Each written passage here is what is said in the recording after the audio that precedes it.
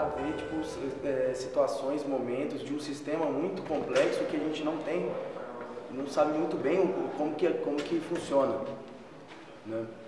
E nesse filme, né, que eu acho que tem várias infiltrações etnográficas mesmo, né, que tem um movimento um pouco serpenteado, assim, que vai entrando em várias situações, inclusive, que parecem absurdas, né, pra gente que assiste esse filme.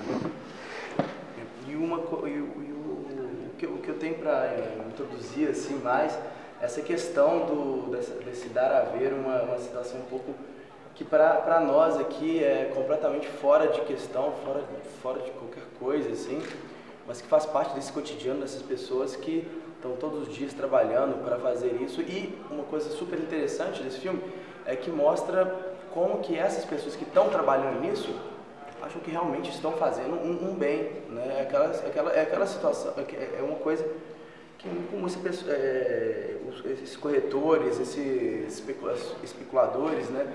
Eles estão realmente eles consideram que o seu trabalho são o futuro, né? Igual aquela moça fala no final, né? O que você vê aqui? O futuro, né? E esse futuro, na verdade, é devastador, né? Como mostra a arte do cartaz, né? Não sei se todo mundo viu como é que é, mas é um desenho de uma pessoa assim sendo perfurada por vários edifícios, né? E toda hora a gente está vendo uma coisa muito interessante também, que as pessoas batem na mesma tecla falando que a gente está vendendo são sonhos, né? São sonhos, e isso é uma característica constituinte do que é chamado desse capitalismo pós-fordista, pós-industrial, cognitivo, né? Que é a venda de estilos de vida, de sonhos, né? Uma coisa que até sobressai muito na fala daquele cara que é do marketing, que vai falar que eles foram a primeira empresa que começaram a usar erros de português, né? Para aprender o máximo, para ganhar o máximo possível, né, desse mercado que está explodindo, né, que é essa questão da especulação imobiliária, que está ligado muito a uma questão que fica muito no fora de campo, que é da gentrificação, né, do processo de gentrificação. A coisa para mim mais interessante mesmo desse filme é essa questão dele explorar vários desses lados e botar pequenos curtos-circuitos na mise-en-scène. É um filme muito bem montado, né? E na mise-en-scène a gente vai vendo esses curtos-circuitos que vão sendo mostrados a partir das pessoas que estão nesse contexto e vão se enforcando, né? É um filme que é irônico, mas não porque ele vai alfinetando nada. Ele deixa a coisa rolar porque é um processo tão absurdo, né, que as pessoas se enforcam por si mesmas ali, né? E a coisa mais interessante, né, nos planos finais do filme, para mim, é quando tem aquela grande festa, né, aquele espetáculo todo para vender, né? E aí ele mostra logo ao lado, né, o cara com a placa, né, mostrando um cara lá dormindo, cansado, né, exausto, puto da vida, com certeza, e com essa festa toda. Então isso é uma coisa, é uma parte visceral, assim, são imagens viscerais que na verdade estão em todo o filme, de uma maneira mais tácita, né? Nessa mise-en-scène que vai criando pequenos curtos-circuitos até chegar nesse final e a gente ficar assim, puta que pariu, né? E no final a gente vê isso e depois a gente vê que aquele grande personagem do filme, né, que a gente segue desde o princípio, né, no final ele mora num conjunto habitacional, né, num conjunto habitacional não, numa casa, né, como se fosse uma pensãozinha, né, e, poxa, eu só quis introduzir um pouco desses curtos-circuitos, né, porque eu acho que a grande pegada do filme, assim, magética é isso, né, e passar um pouco a bola agora para Marcela. Boa noite, gente. Eu até fiquei pensando se, assim, porque a gente vê o filme, na hora que você estava falando ali, e vê, tem um certo absurdo ali, né? Mas será que todo mundo vê esse absurdo? Ou será que tem algumas pessoas que veem aquele filme e acham, nó, entendi, engrenagem aí, como é que funciona o mercado imobiliário e tal? Pelo menos para nós que temos, né? Eu sou a única arquiteta aqui, a única que está representada no filme, ou tem mais gente aqui que é de alguma área? Então eu sou a única do lado mal da força. Mas eu fiquei pensando, se tem gente que assiste o filme e vê não vê esse absurdo que a gente vê, né? E eu não sei se eu peguei na percepção, não sei se o Bruno tinha comentado comigo sobre filmar o inimigo, não sei se é uma pegada aí de vocês, que querem discutir isso. E aí eu fiquei pensando assim, primeiro, quem que é o inimigo? Né? No caso desse filme, quem são os inimigos? Quem que é o inimigo? Os inimigos são os corretores, os arquitetos, os engenheiros, os incorporadores, os corretores, etc. e tal, ou o inimigo é o próprio sistema? Por outro lado, assim, o que é o sistema? O sistema está dissociado das pessoas que fazem o sistema? E aí essa desconexão, pessoas, personagens e o sistema é difícil de fazer, né? E aí tem um conceito que eu gosto, que é do ator-rede do Bruno Latour, que ele está falando o tempo todo disso, assim, não há uma desconexão do ator com a rede, né? Dos atores com o sistema. E ele usa propositalmente esse termo ator, justamente porque ele quer dar essa noção do teatro, né? O ator no palco, ele não está sozinho. Então, o ator-rede, a ideia do ator-rede, ela também configura uma ação de atores, mas que estão em conexão com uma rede, com um sistema de poder, uma lógica de poder. E aí essa coisa do capitalismo cognitivo a gente vê demais, né? Aquela coisa das palavras, de comprar palavra, eu nem sabia que existia, né? Mas o tempo todo, a gente tem umas palavras que se repetem, né? Os corretores usam sonho, realidade, sonho e realidade o tempo todo. Essa coisa. Então, assim, o ator-rede eu acho que é uma referência interessante, porque conecta essas pessoas dentro de um sistema de poder, mas não exime essas pessoas de um certo papel, né? Elas não são só submetidas a esse sistema de poder, elas reproduzem esse sistema de poder, elas agem e interagem com esse sistema de poder, então elas têm uma participação ali, não há uma distância ou uma submissão apenas, elas são produtoras desse sistema. E essa ideia do palco e da teatralização, né? E o capitalismo cognitivo, ele todo o tempo ele está ali, né? Tem uma teatralização do próprio tabuleiro, né? É um jogo, o nome do filme é o nome de um jogo. A cidade é representada como um tabuleiro, né? As peças desse tabuleiro são os edifícios, mas aí tem edifício, carro, tem um monte de elementos que configuram, então, a ideia de sonho e realização de sonho, realidade, imagem, o tempo todo está meio misturado, né? Parece assim que sonho e realidade quase que é a mesma coisa. E todas essas estratégias do próprio jogo de fazer essa indistinção, né? De um tabuleiro com uma imagem 3D, quase que você fica na dúvida se ela é uma imagem 3D ou se ela é aquilo que foi construído, né? O tempo todo a gente fica meio com essas imagens meio misturadas, né? Propositalmente, imagino, que é essa indistinção do sonho e da realidade, da imagem, da realização de sonho e dos vários elementos, essas palavras que vão entrando, né? Quer dizer, qualidade de vida, segurança, casa própria, quintal, tem várias palavras que eles usam também para construir essa cena, né? Essa mise-en-scène que você falou, elas são importantes porque elas entram assim, as fantasias talvez aquelas mais antigas, né? Quintal, família, aquele corretor que vai apresentar aquele espaço, ele usa esses termos, armário, e aí essa cena toda ela vai sendo construída por esses personagens, né? E o corretor, aquela história do corretor ter um nome de guerra, é outra coisa também, né? Importante, quer dizer, tem todos os atores, um jogo de cena, atores que encarnam personagens literalmente, né? Ele precisa de encarnar um personagem para ficar mais audacioso, mais convincente, para entrar num papel ali. Mas ao mesmo tempo também, toda lógica ela não está dissociada de uma questão com a cidade, né? Na hora que pergunta para aquele rapaz de camisa branca sobre cidade, ele se embaralha um pouco. Acho que aquele rapaz, inclusive, se embaralha em vários momentos, né? Ele quase que fala assim, não tem outro jeito. Não tem outro jeito, assim. Ou eu faço negócio, ou eu atendo todo mundo. Né? É como se houvesse um script que ele tem que seguir, e se ele não seguir, ele está fora do jogo. Toda hora ele fala, eu poderia, a questão do barulho, de incomodar, mas todo mundo, né, essa coisa de todo mundo está dentro da especulação imobiliária. Alguns corretores quase tem uma fala meio de pastor, né, tem uma entonação de voz, aquele começo ali tem uma entonação de voz, uma cena meio de uma cerimônia religiosa quase.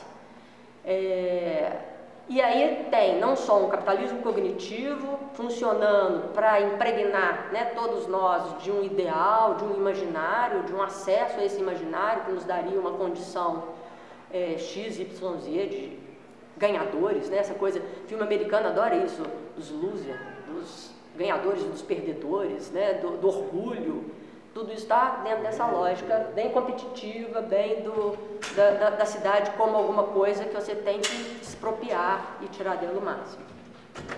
Por outro lado, né, a hora que mais assusta é que, assim, aquela mulher da Odebrecht, por exemplo, ela é já de um capitalismo que é top, assim, né, já está num outro momento, ela já está enxergando aquele espaço ali como um espaço do negócio, né? O próprio metrô, que é um equipamento público, ela vê como potencial de negócio, né? Agrega valor. E ela se colocar nesse lugar de uma placemaker, né? Uma pessoa que está requalificando a vida, que está levando as pessoas de volta para a rua, né? Mas que rua que é essa? É uma rua que possivelmente vai ter que pagar para usar aquela feirinha, aquele food truck, né? Quer dizer, é um espaço público que está sendo privatizado. Essa requalificação, esse discurso da requalificação passa pelos tais ativos. Toda vez que vocês ouvirem essa palavra ativo, quer dizer privatização, né? Então, transformar o espaço, requalificar ou revitalizar espaço, normalmente vem um food truck, um espaço de show, um cercamento daquilo que era de acesso para todo mundo, de acesso só para alguns. Então, já é uma perspectiva maior até do que a dos outros corretores, né, da privatização do espaço público. E aí o que a gente vê hoje em dia numa escala pior do que essa, é quando o Estado faz esse papel, né? Quando o espaço, ele, numa parceria com o mercado, ele é o promotor dessa privatização do espaço público, né? Vide Porto Maravilha, as operações urbanas que estão tentando fazer aqui em Belo Horizonte e tal. Todas as PPPs e etc. E vem todo com esse selo de uma qualidade de vida, de um espaço revitalizado, de um espaço refeito. Segurança pública e defesa do patrimônio. Exatamente. E aí, naquela última fala, que eu acho que foi assim, um bom fechamento, né? Esse discurso cheio de palavras, cheio de simbólico sendo vendido, né? O tempo todo ele está sendo vendido muito mais do que um imóvel, é um ideal, um imaginário. Ele termina com aquele corretor que é quase, assim, eu fico quase com peninha, assim, ele é quase puro na hora que ele fala de uma biografia, assim, e ele usa números, né? Para poder, ele é matemático e ele usa números para poder legitimar uma trajetória que você pode dizer assim, não, que vida assim, mais sem sentido. Mas o sentido vem pelo número e aí ele cita aquele tanto de emprego e essa cena toda, né, é entendida como uma cadeia produtiva, né? Então ele precisa desses todos os elementos para poder legitimar aquilo que ele faz de uma maneira que ancora, né, que dá sentido para a vida. E aí eu lembrei também, né, assim, quer dizer, ele é quase que um homem qualquer do Agamben, assim, ele é um homem qualquer, dentro dessa engrenagem toda, ele é o qualquer um, ele é um personagem que está ali para poder fazer a máquina funcionar. Mas aí eu fico pensando assim, também quer dizer que nós estamos na água, né, sem escapatória. E aí eu fico pensando que não necessariamente, assim, porque tem os espaços de resistência. No filme, quase que não cita esses espaços de resistência, a única resistência que tem é a tal da igreja, né, que é entendida como um elemento aí que vai atrapalhar os negócios, né, e talvez o estacionamento, que é um espaço que o cara lá está ganhando dinheiro, sem precisar construir, mas ele paradoxalmente, ele pode ser percebido como um espaço de resistência, porque ele resiste ali porque ele está ganhando de outro jeito, lógico. No caso da igreja, ela está resistindo por outros motivos. Mas que esses espaços de resistência, né, eles vão estar sempre existindo. Né? Então, assim, apesar desse capitalismo cognitivo, num momento que o neoliberalismo está numa lógica neoliberal, que nos assola e nos invade em termos de desejo, de produção, de inteligência, de invenção, etc. Tal, qual que é a escapatória? Né? Qual que é a escapatória? E aí tem um monte de gente que está teorizando isso, que vai falar que é justamente nesse espaço da resistência, nessa produção, nessa produção de um comum, né? Se esse sujeito é esse homem qualquer, ou esse homem comum, ou esse homem sem qualidades, é desse comum que se sai alguma resistência. A gente pode pensar num cotidiano, né, que ele pode ser subvertido de várias maneiras. Isso só para a gente não ficar pensando que o jogo está ganho, que o jogo está posto, igual o rapaz de blusa branca. Não sobrevive. Senão fica parecendo, ou você entra no jogo ou você está morto, né? Que é a ideia do biopoder do Foucault, quer dizer, deixar viver para morrer. Então, assim, mata-se o desejo e você vive. Vive como? Reproduzindo o sistema.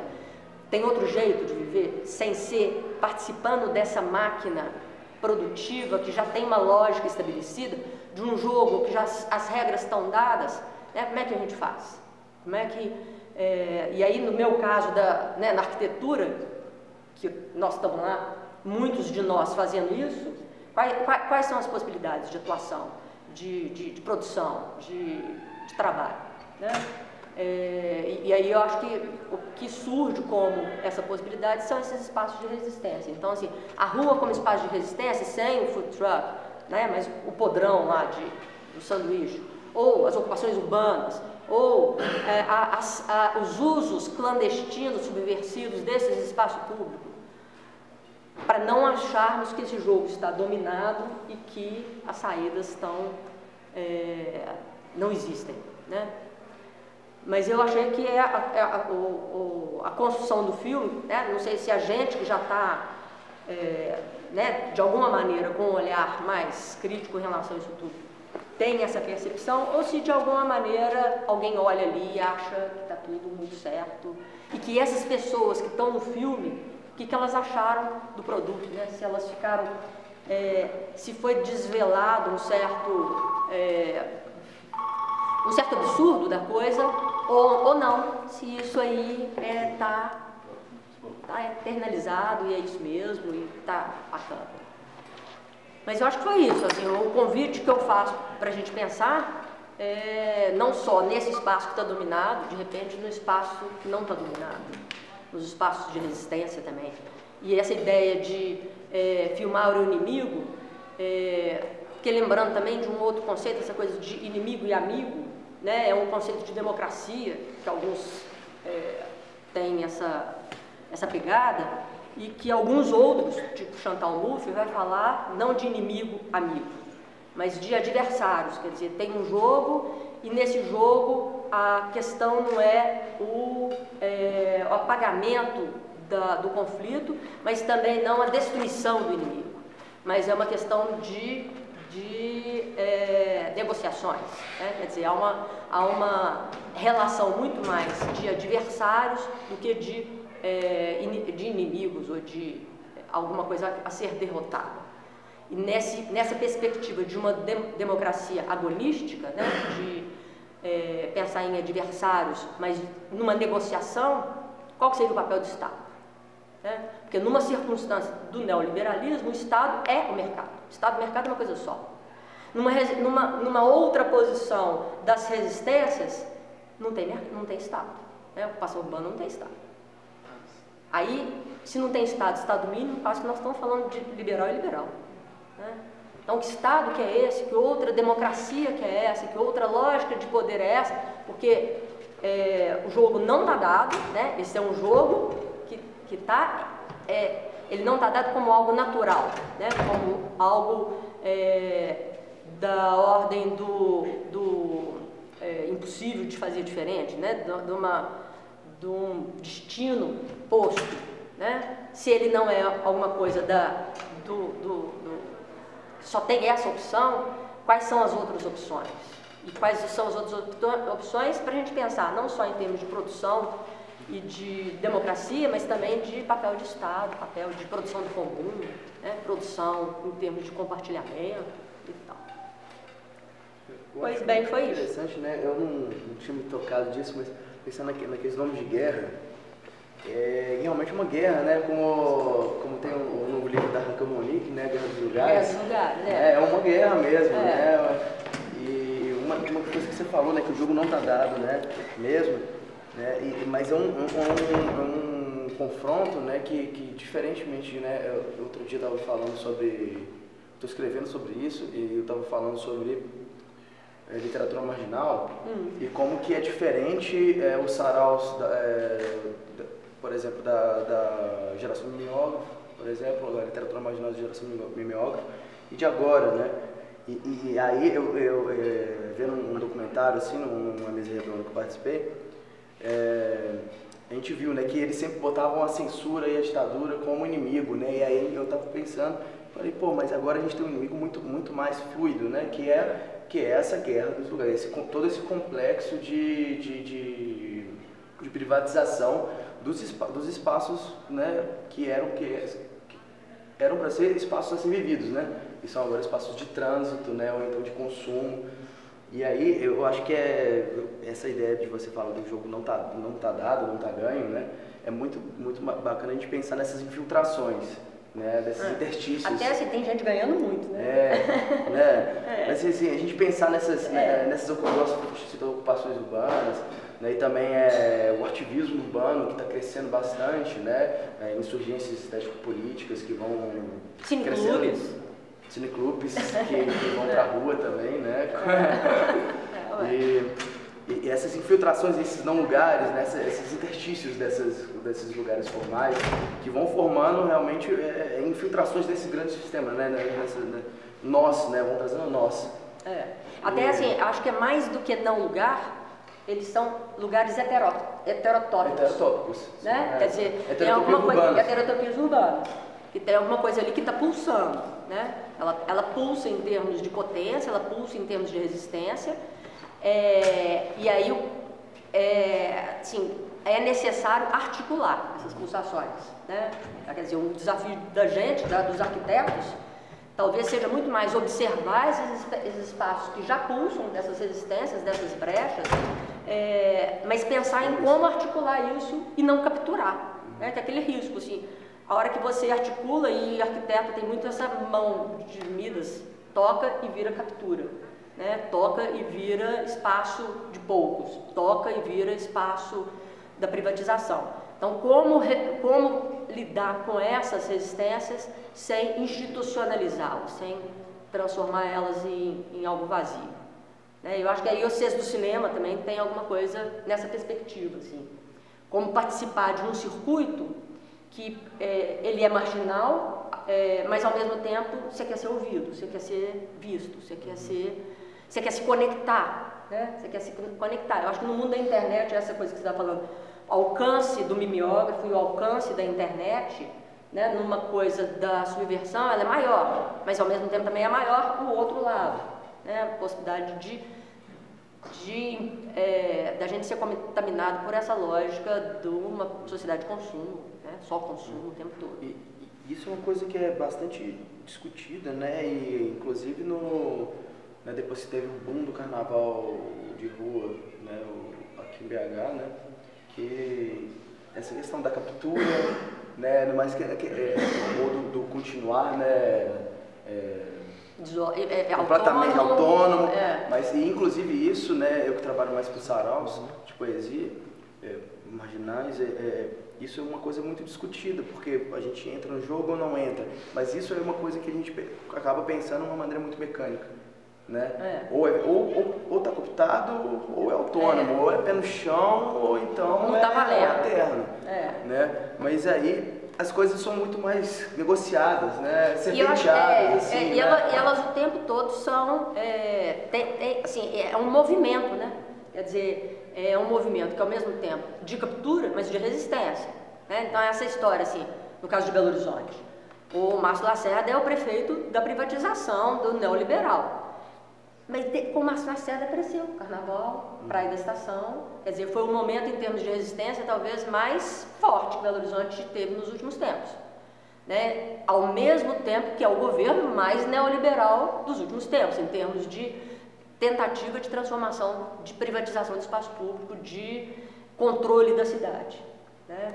Mas essa história, assim, eu trabalho muito dentro da Escola de Arquitetura, a gente tem uma parceria com as ocupações urbanas, né? E aí essa parceria com a ocupação urbana, dentro das ocupações mais consolidadas, começam a aparecer os muros, né? Começa a haver, em algum momento, uma reprodução de determinados elementos que são da cidade do capitalismo, né? Então, um primeiro momento, as relações de vizinhança, de solidariedade é o que predomina, mas muito na medida em que essas pessoas vão tendo seus lotes, suas casas, tem um esvaziamento da cena pública, né? Tem um esvaziamento da cena pública, das assembleias, do muro que se levanta, do envolvimento nas questões do coletivo, né? E aí, como negociar isso? Não é nem negociar, né? Quer dizer, a gente não mora lá. A pessoa quer pôr muro por vários motivos. Uma, para demarcar, essa casa é minha. Outra, porque tem cachorro. Outra, porque o vizinho fica olhando para mim, né? Motivos nossos, do nosso cotidiano também. E aí é essa tentativa de pensar o espaço público como alguma coisa que é da ordem da produção do encontro, da produção das relações sociais, das relações de vizinhança, né? E aí não precisa ir na ocupação, pode ser cada um no seu bairro, no seu prédio, no seu... Né? É uma coisa que está presente muito na fala dos corretores, né? Tentando resgatar uma coisa que já é um passado para eles, né? Por exemplo, nossa, você tem família, 10, 15 pessoas, você pode reunir aqui, esse aqui é o seu quintal, é como se fosse uma casa, não é uma casa, mas é como se fosse uma casa, é um simulacro, uma simulação de uma casa ali, que vem com um discurso para poder contribuir para aquela encenação, né? Sim, e com um dos maiores, né, ponta de lança, assim, né, que é a segurança. Né? Exatamente. A segurança. E que antes dela tem o discurso do medo, né? Não, só pontuar, é porque faz muito tempo eu não pesquiso isso, eu tô pegada, mas tem um livro que eu adoro, que ele saiu nos anos 2000, que é o Cidade de Muros, que ela chama Caldeiras, a autora, eu não lembro o nome dela inteiro, mas ela foi orientada da Ruth Cardoso.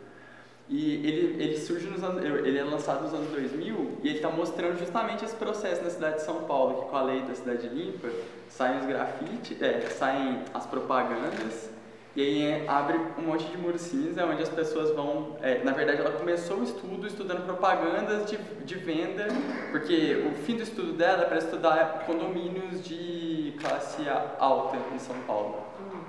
E aí ela vai mostrando as propagandas, só que ela tem os outros artigos tratando de pichação também, como que essa lei da cidade limpa ajudou, contribuiu para que a cidade se enchesse de grafite e pichação por todos os lados, porque esses espaços se tornaram todos brancos e vazios, e aí algo ocupou.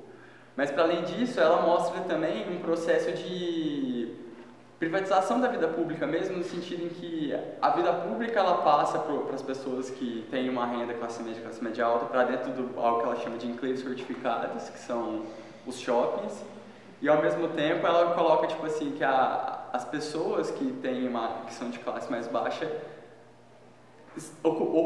passam a ocupar esses espaços, que seriam as praças, que acaba tendo um esvaziamento dessa vida pública. Só que tipo, esse livro foi escrito há mais de 10 anos. E eu achei muito legal vocês pontuarem, porque pra mim isso ficou muito claro naquele espaço do food truck mesmo. Era um espaço onde você tinha aquela famíliazinha modelo, que é comercial de margarina, não tinha nenhum negro.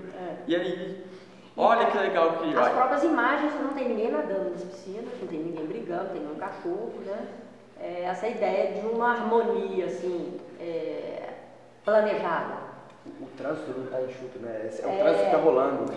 Na produção de narrativa, que eles acho assim, neoliberais produz, nesse sentido, ele cria uma necessidade de mudança também. Que na propaganda, sabe, recorrente dentro do filme, essa tentativa de construir, como você fala, o sonho ou a vida. Então, como é que funcionaria nisso, esse neoliberalismo, tipo, essa necessidade de construção de narrativas, ou como ele funciona no nosso subjetivo como indivíduo? Assim? Pois é, tem alguns autores, né, tipo o Negri, por exemplo, que ele fala justamente essa lógica de um sistema que convoca o cara a ser criativo, né, ele tem que ser criativo na hora de inventar suas estratégias de negócio. Essa criatividade, ela é uma mão dupla, é aquele momento que escapa, né?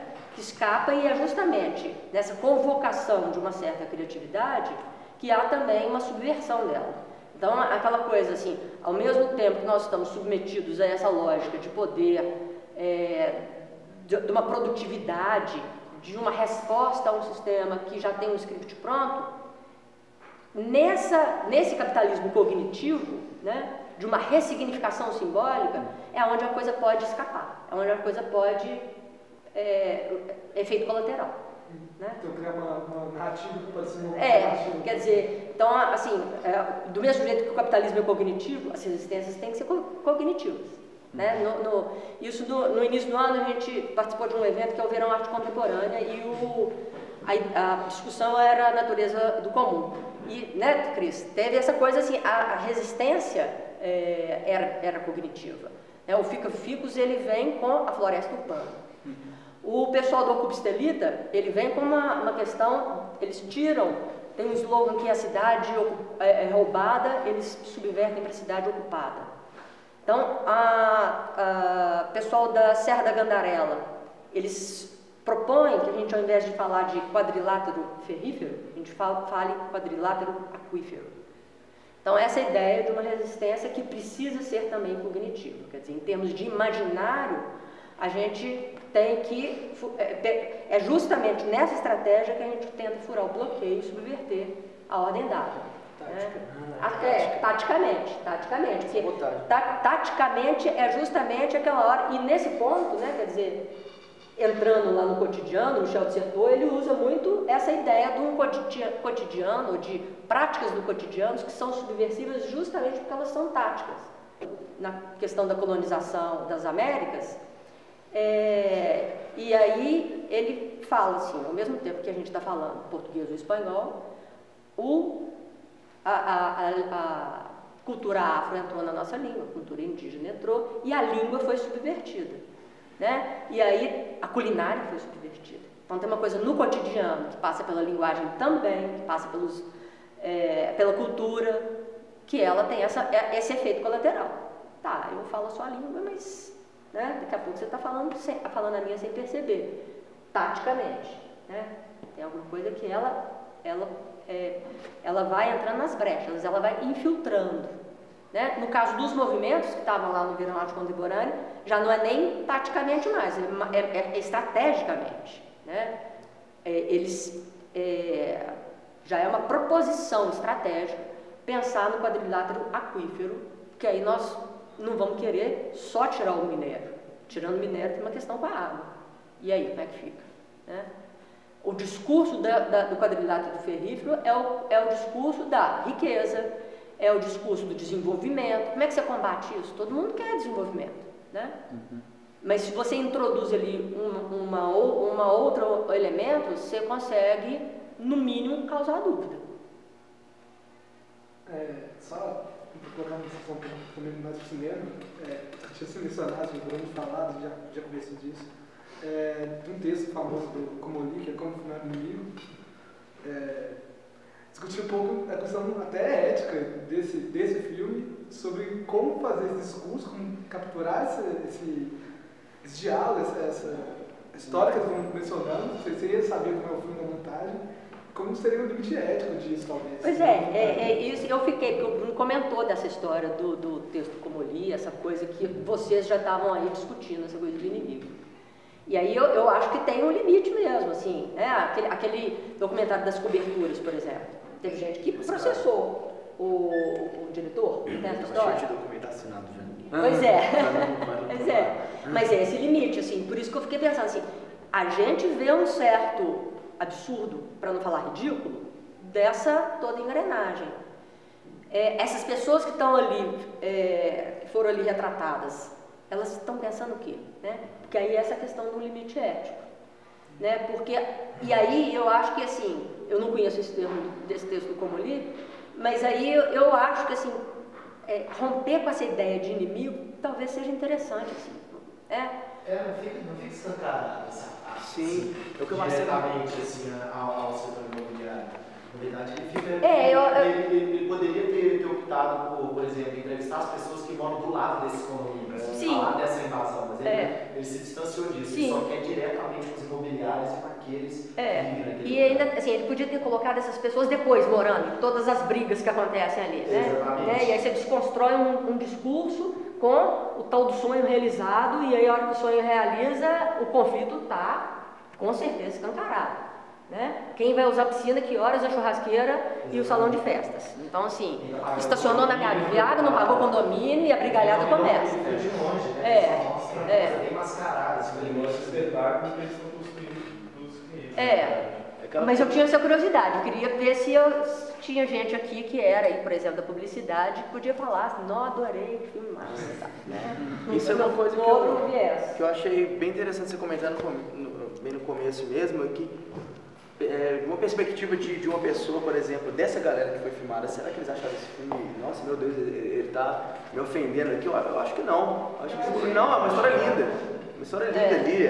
O cara falando, não, porque no começo era uma luzinha só aqui, um cara com um negócio aqui debaixo do braço, nossa, olha como que a gente cresceu, olha que maravilha, que lindo, eu acho que beleza isso aqui. Realmente ela tá ali, mas ela tá ali muito também na medida da pessoa que assiste aquilo, entendeu? Então eu acho que ela é sutil e ao mesmo tempo pra gente ela é muito forte, assim, justamente por causa de uma visão que a gente já tinha antes. Mas eu, o tempo inteiro durante o filme, eu perguntava justamente isso. Se esses homens que estão retratados ali, acho que eles se sentiram ofendidos, eu acho que está tão enraigado assim que eles... Pois talvez fosse o caso de passar esse filme na escola de arquitetura. Exatamente. Que na escola de arquitetura não é todo mundo que está discutindo esse modo de fazer, né, cidade. Eu acho que é interessante. Vamos fazer. É o tipo de debate que pode abrir, sabe? O pior, na escola de engenharia. Aí pior ainda, a arquitetura ainda tem... Fazer tudo, Mas eu acho que assim, o diretor teve essa linha tênue, né? Essa coisa que eu acho que ele assim, falou de uma maneira respeitosa. Mas eu acho que ele falou de uma maneira respeitosa, mas eu sou da outra turma, né? Não sei. No debate lá do Tiradentes, e a sessão de Tiradentes, a galera tava rindo o tempo inteiro, assim, foi bem. Parece um filmão de comédia, E no debate a equipe estava super preocupada, assim, eles ficaram muito chateados com a sessão. Porque eles tentaram fazer essa antena, eu acho que, tipo assim, até acho um pouco complicado isso, que às vezes eles estavam querendo que a galera entrevistada gostasse do filme, mas não gostou das risadas também, achou que a galera tava, né, aquelas pessoas são más, não sei o quê. Eu acho que eles ficaram super preocupados, estavam achando que a montagem e não sei o quê, não estava desvalorizando essas pessoas ou ironizando. Aí eu acho que essas pessoas vissem, elas iam achar ruim um pouco sim, sabe? Eu acho a montagem um pouco perversidade que eu gosto, assim. Por exemplo, no tempo da televisão, que fica lá aquela coisa ridícula. Mas essa linha que é difícil, né? Porque ao mesmo tempo também ele não está fazendo propaganda, né? Mas eu acho que como é que ele é irônico, mas ao mesmo tempo ele é respeitoso? Como é que ironia? Talvez ela não precisa filmar as 3 Peppa Pig na porta, assim. Pois personagem super e sei lá, aquele cara fica bebendo. Aquela coisa da cama, sabe? Se quiser fazer uma coisa realmente legal para que as pessoas gostassem, tipo assim, né? Aquelas pessoas, Mas tem a coisa da interpretação de valores também, que gera o neoliberalismo, digamos. Tipo assim, a nossa visão como tipo, estudantes de humanos, essas coisas, é diferente de se contar no arcabouço de filmes que a gente viu, eles devem ter essas sutilezas da vantagem. Talvez essa galera não se... Mas ao mesmo tempo também, será que um filme como esse, para um cara que não tem essa crítica, não ajuda a mostrar, a pessoa fica meio constrangida, assim, não faço parte disso. Eu acho que esse é mais do filme. Né? Talvez a proposta do filme tem uma coisa, assim, um acordo aqui, que a gente acha um absurdo, que a gente acha, né? E aí tem um acordo em outro lugar que acha que é aquilo mesmo. Mas, por outro lado, um filme como esse pode dar esse desconforto no lado positivo, assim. Eu fiquei achando aquele carinha de blusa branca que ele tenta se convencer o tempo todo, assim. Ele está um passo de mudar. Eu não sei se ele está um passo de mudar. Ele está tentando se convencer. Ele tenta se convencer. Ele tenta se convencer, porque as pessoas... Ele sabe de um ataque.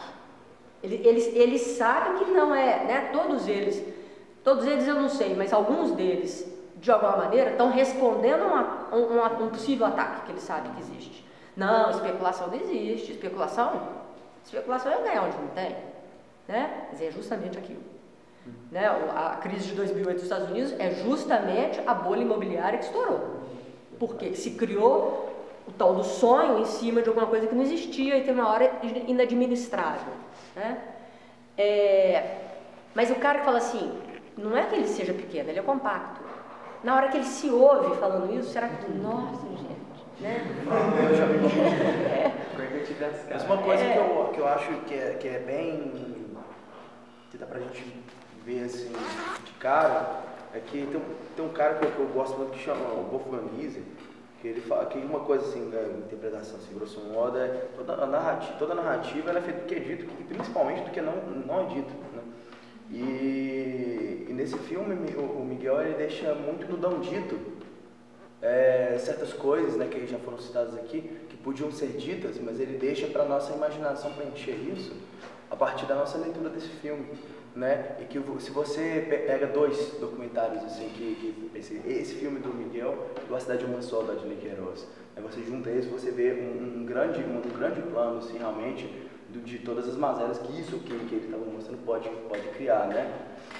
E uma coisa muito massa que eu lembro do Adilene falando no curso que a gente fez com ele, é que no curso, se não me engano foi no curso mesmo, que ele falava assim, né, que essa processa de gentrificação é tão galopante, né, que ele a Ceilândia nasceu de um processo que nem foi um processo tipo assim do governo mesmo de expulsar, né, uma expulsão, né, botou essa galera mais numa área periférica e esse processo de gentrificação tão galopante que já alcançou a Ceilândia, as pessoas da Ceilândia estão tendo que ir para outros lugares, né, mais periféricos, né? Eu não odeio pensar isso, né? Mas eu costumo pensar que esse processo de gentrificação é tão infernal que ele vai ir levando essas pessoas que uma hora a gente vai ter que descobrir que o planeta não é redondo mesmo, que eles vão cair, né?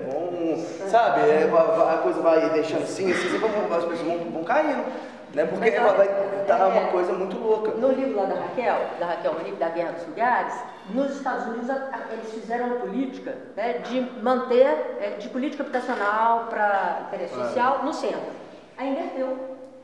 O centro ficou esse lugar dos pobres e os ricos foram para a periferia, né? Ou seja, o tempo todo esse endereço da classe social, né, essa disputa de lugares, ela de alguma maneira ela é incentivada, né? Não deveria haver um endereço da pobreza nem um endereço da riqueza, mas assim, na operação urbana aqui de Belo Horizonte, por exemplo, tem um projeto de algumas áreas dentro da cidade ter o aluguel social, né? Isso é suficiente para fazer com que aquela área tenha um tipo de uso e tenha uma mistura e uma vida cultural misturada com gente morando, de gente de mais classes, ou quem vai morar no centro é o interesse social, né? Quer dizer, isso de alguma maneira tem que vir junto com política pública. Por isso que assim, o papel do Estado nesse ponto ele é fundamental, né? A ideia de um Estado mínimo, como é o caso do neoliberalismo, ou de um não Estado, ou para além do direito, para além do Estado, que alguns, né, acabam quase que anunciando, né, a coisa da autogestão dos espaços, ela quase que está falando desse Estado mínimo. Como é que faz? Do Parque Augusta, por exemplo, né? Todo mundo fala de autogestão. Autogestão, processo autogestionário, e aí o que acontece? A hora que o Parque Augusta, no caso aqui de Belo Horizonte, o Parque Jardim América, for reconhecido, que as pessoas vão, como é que elas vão gerir aquele espaço? Primeiro, elas vão fazer a gestão daquele espaço do jeito que elas estão se organizando para lutar, elas vão continuar lutando depois que for ganhar a luta? Mas e aí, com que dinheiro? Com que dinheiro vai se fazer isso? Né? É um dinheiro que vai vir do Estado ou continua sendo autogestão e, consequentemente, autofinanciamento? Como é no Parque Augusta, como é no Parque Jardim América, a Resistência, como é nas ocupações urbanas, né? É autofinanciamento o tempo todo. É construção de rua, contrator contratado. É a construção de esgoto, com mutirão. É a construção de casa, com mutirão. Então, como é que entra aí um papel, essa história, né, ou um processo de periferização, né, da coisa ir para a periferia, ou mesmo a pobreza ficar no centro, desconectada de um papel de um Estado que venha com a política pública de fato, é complicado justamente porque esse limite, assim, ó, isso é necessário, esse papel desse Estado ele é necessário, porque senão nós estamos tirando fora um papel de alguém que vai regular, que vai distribuir, que vai fazer justiça social, né? Mas é uma dificuldade, assim, porque as pessoas querem continuar legislando sobre aquele lugar. Mas como que você decide sobre os lugares e, ao mesmo tempo, da onde vem esse dinheiro? Quando ele vem do Estado, ele vem do imposto. E é um imposto pago por todo mundo que vai ser distribuído, pelo menos deveria ser assim, né? Justamente para sanar as desigualdades e para cuidar da população, o cuidado da cidade, né? E aí, como é que fica? Como é que faz? Como é que isso acontece? Eles estavam falando da autogestão com o Estado, você lembra? Eu acho que teve que lançar a pergunta. Ninguém está sabendo responder essa pergunta ainda. O Parque Augusta já está pensando nessas possibilidades. Porque, por exemplo, lá na ocupação Eliana Silva, no dia que a gente foi lá, o Estado estava lá, a Copasa estava lá.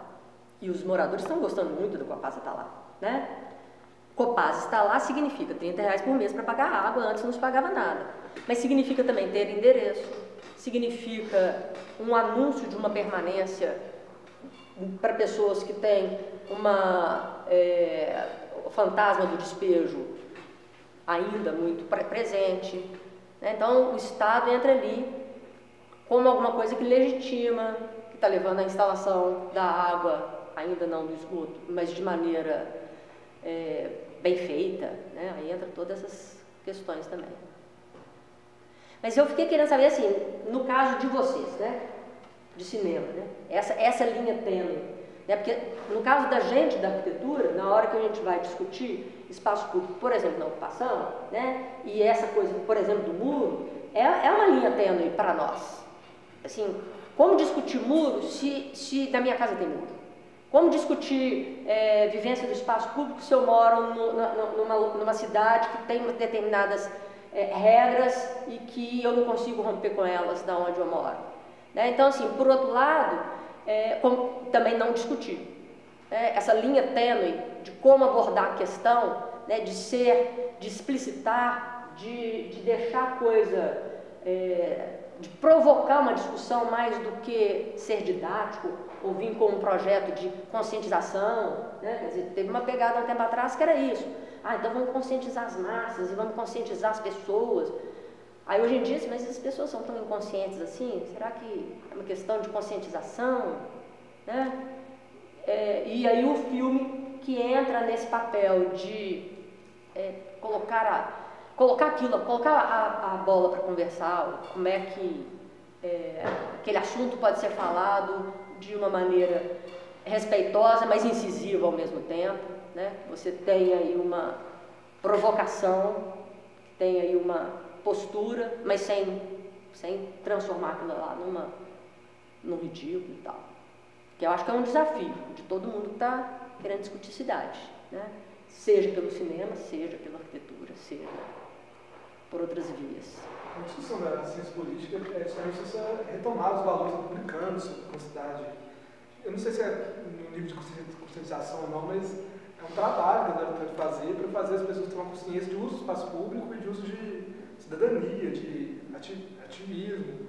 É uma coisa que o pessoal da ciência política tenta fazer isso muito, ou com marketing político, ou com projetos, coisas assim. É uma pauta em aberto dentro da ciência política.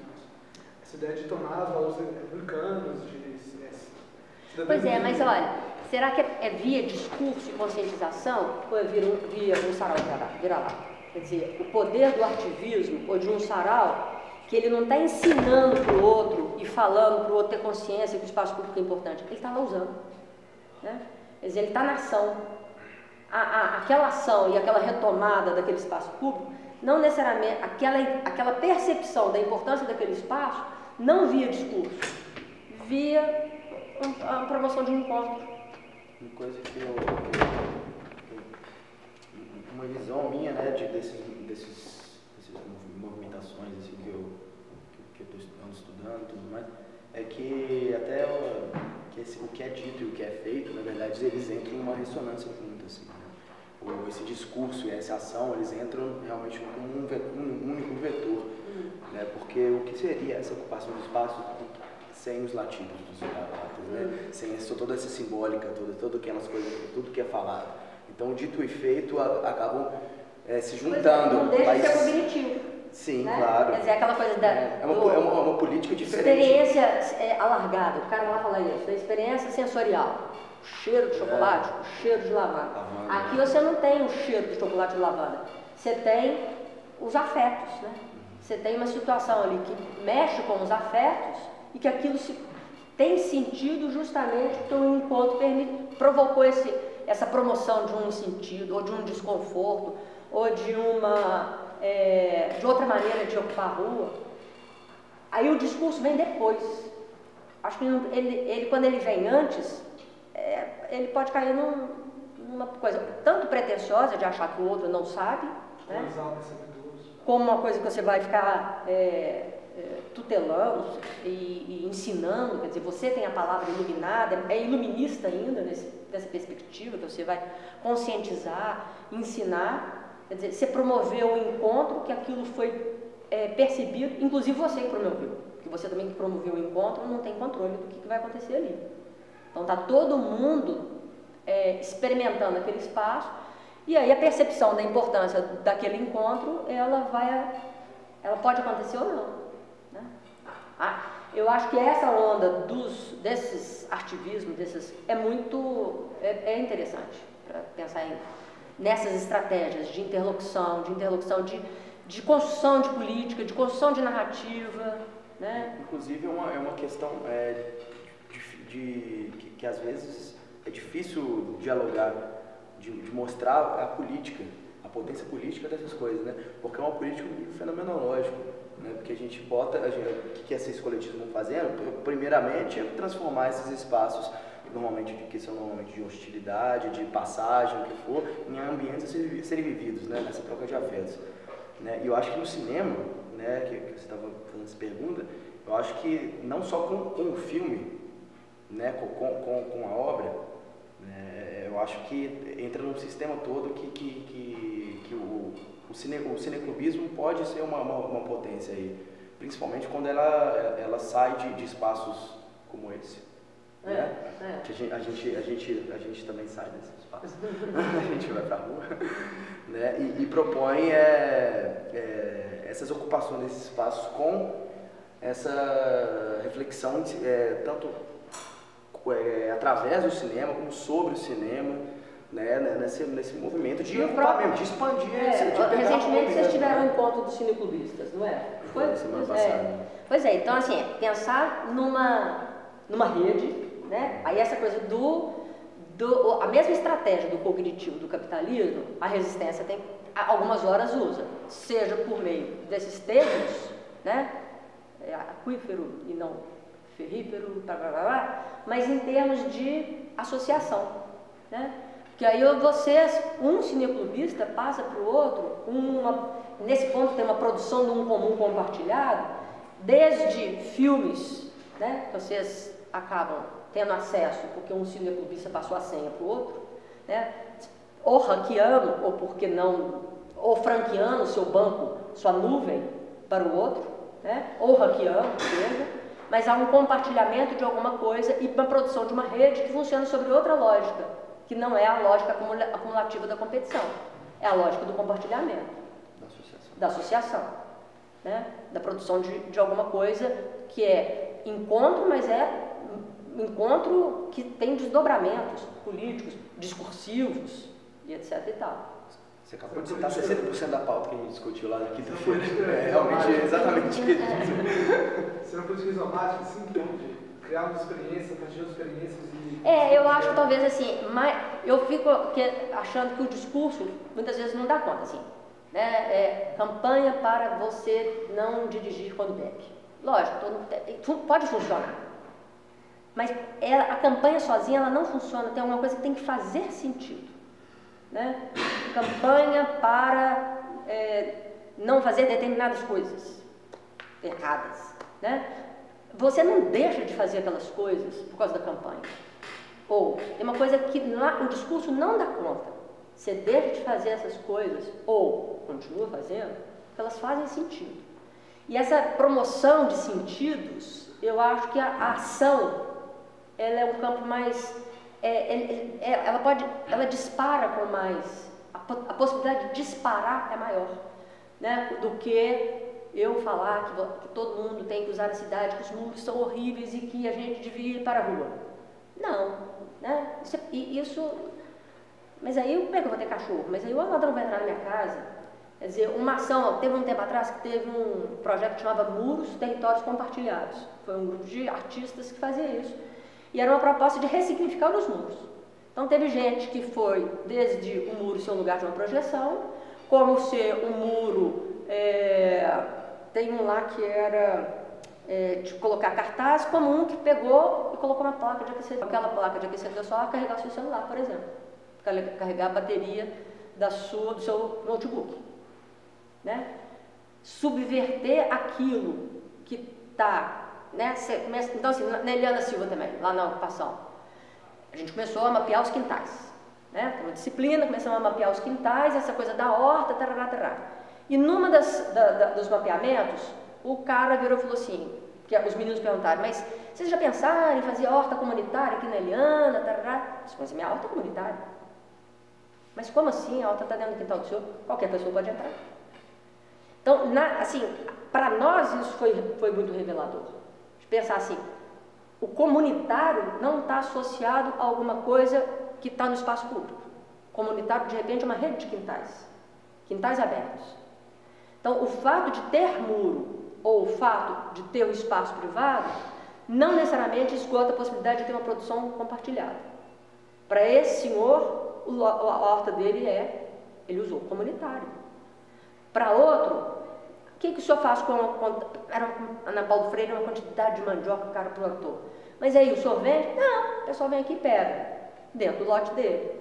Então é uma percepção de uma produção do comum, e isso também, né, o Negri e o Hardt falam muito, de não fazer sentido nessa separação do público com o privado, quer dizer, o comum ele extrapola essa percepção, essa separação do público e privado, e aí a hora que um cara desse fala que a horta dele é comunitária, porque ela é aberta, é completamente, né, nós como arquitetos, a nossa resposta para aquele espaço não é promover uma porta comunitária.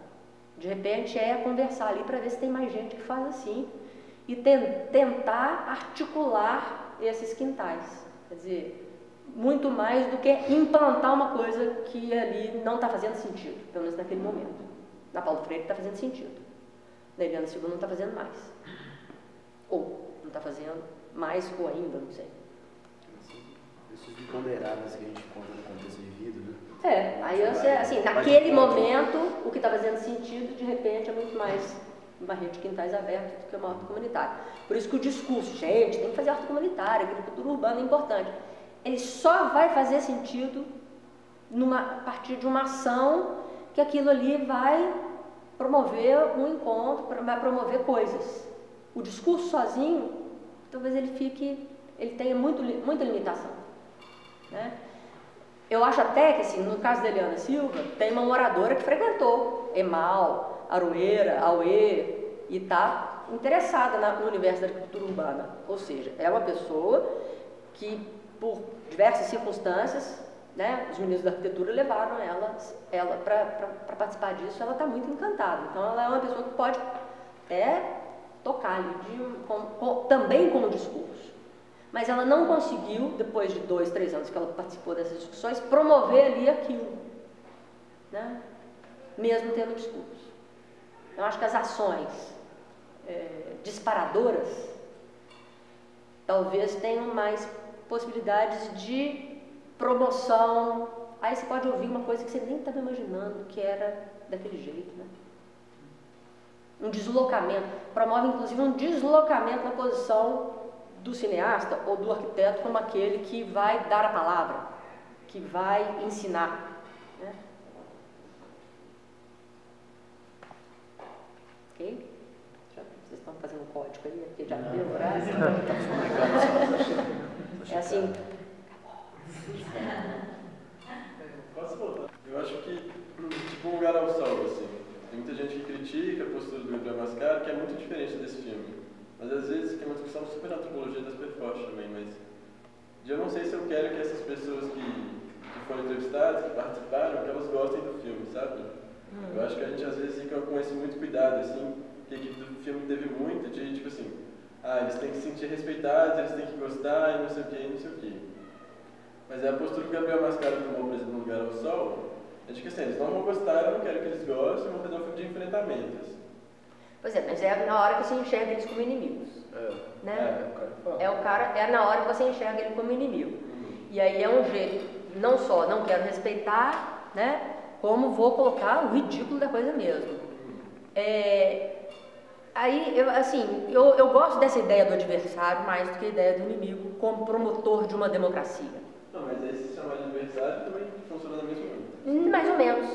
Porque na ideia de um inimigo, o que te resta é derrotar o inimigo, apagar o discurso dele, erradicar. Na ideia de um adversário, eu não necessariamente preciso erradicar, eu preciso conviver com a diferença. Porque se eu não sei conviver com a diferença e com o conflito, isso não é democracia, né? É uma democracia sem conflito, sem diferença. Eu vou mostrar para ele que ele é ridículo e ele vai deixar de ser ridículo? Ou tem alguma coisa que ele pode até deixar de ser ridículo, mas tem uma coisa chamada diferença. O outro pensa diferente de mim, né? E a minha função não é nem educar, nem erradicar. Eu tenho que conviver com isso. Então, eu acho que a ideia de um adversário e de um jogo que você vá negociando, né, é um ideal de democracia que acolha a diferença, a pluralidade. Né? Claro, mas concordo totalmente. Assim, mas eu acho que, por exemplo, vocês forem passar naquela garagem que eles estão apresentando o prédio, sabe, lá no início. Se todo mundo que está lá gosta do filme e acha bom, acha tudo certo, assim, é muito problemático também. Porque ele está fazendo um filme. Pois é. Ele não tem presença, o diretor não tem presença ali, etc, etc. Ou seja, o seu filme ele vai atingir uns, não vai atingir outros. Mas aí eu acho que essa cultura que, ao fazer o filme, você tem que estar muito ciente. Ela vai reverberar para uns, ela não vai reverberar para outros. O meu discurso na arquitetura vai reverberar para uns, para outros não faz o menor sentido. Mas eu acho que aí tem que ter o esforço de escolher aonde vai reverberar. Assim, ou pelo menos, reverberar não no sentido que o outro vai concordar com você e passar a pensar. Reverberar no sentido que pode fazer a dúvida, né?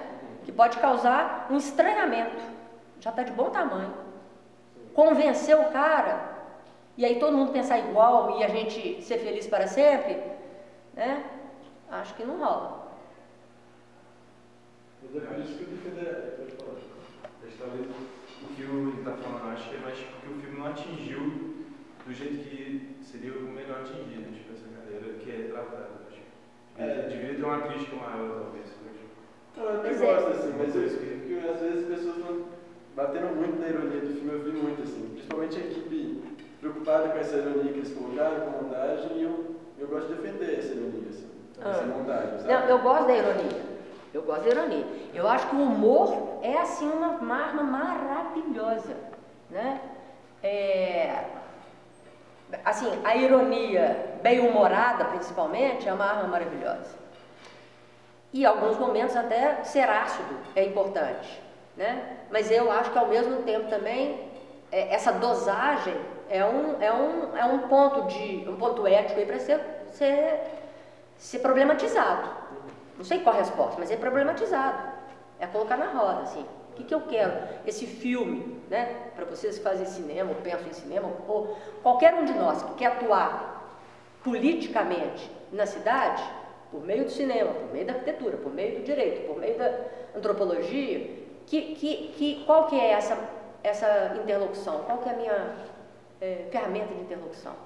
A ironia é uma delas, mas ao mesmo tempo não é para todo mundo pensar igual, né? Não é para eliminar o inimigo, não é para eliminar a diferença, né?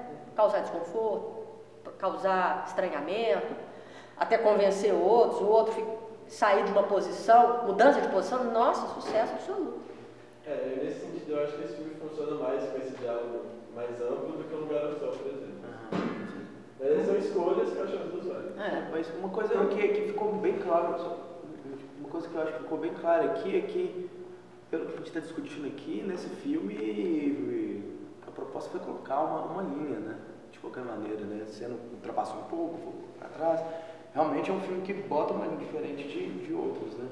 Realmente botou essa linha ética para andar nessa corda bamba. Né?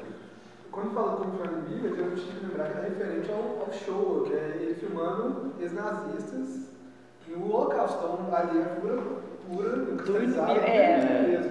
Aqui não, aqui é o homem comum, é quase o Eichmann. É um tio. Aquele último sujeito é quase o tio de alguém. Né? Quer dizer, esse inimigo, né, primeiro, talvez a gente não... É aquele risco, tanto de personificar como objetivar em termos de objeto, né, de objetificação, porque o inimigo ele não tem tanta cara de vilão assim, né? No próprio nazismo, o inimigo Hitler tem uma cara, mas o cidadão comum alemão que estava apoiando, ele não tinha o bigodinho, né? Os que estão apoiando o Bolsonaro, né? Ontem a gente indo para a manifestação na Praça da Liberdade, tinha um grupinho apoiando o Bolsonaro. Uma senhora, tinha jovens. Estava assim, gente, tem gente jovem aqui apoiando o Bolsonaro. Ele não tem uma cara. Se eu encontrasse com ele no meio da rua, ele não tem uma cara. Né? Então essa falta esse inimigo, ele é mais familiar, ele é mais próximo, ele é mais comum, ele é mais qualquer, nesse sentido. E ele é produtor de sistema, mas ele é produtor de resistência, mas ele é produtor de furar bloqueio e tal. Né? Porque nessa ideia do nazismo, né, o Agamben usa a ideia do muçulmano. Vocês conhecem esse texto do muçulmano? Que é essa coisa do homem do campo de concentração, que não resta a ele mais nada, né?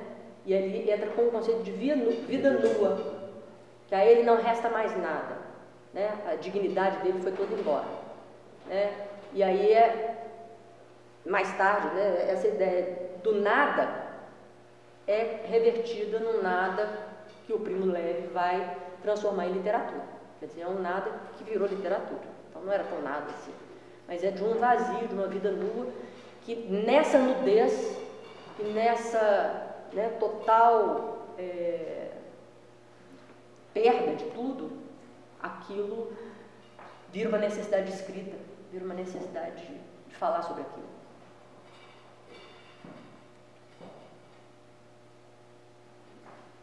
É isso, né? Já deu, né? Agora o Pedro deu o sinal. Obrigado, viu? Falou.